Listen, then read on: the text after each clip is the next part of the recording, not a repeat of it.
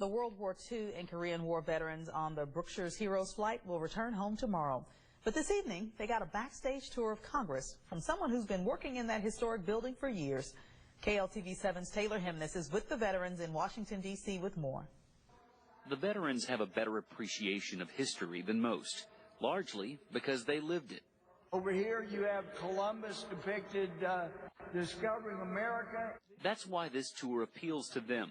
This building was here when they fought, and because they fought, it's still here. I learn a little something every time I come in here.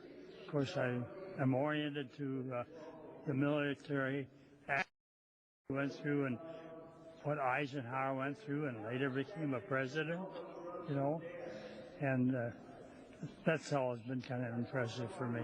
But they also look at themselves as just one part of America's story. This is just the history of the people that have been here before, the early settlers, and what they had to do and go through to get us to this point. I think that's what's marvelous.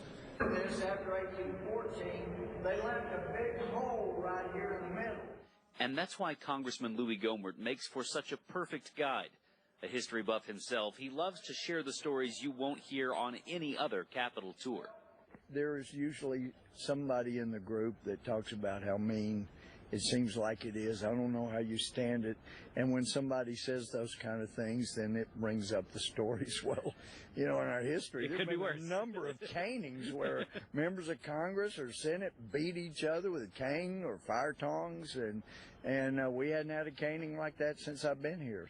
So the veterans leave with good stories and concrete proof that their life made a difference. Does it give you pride as a military member to say, you know, I fought so this is still standing? Well, of course, yeah.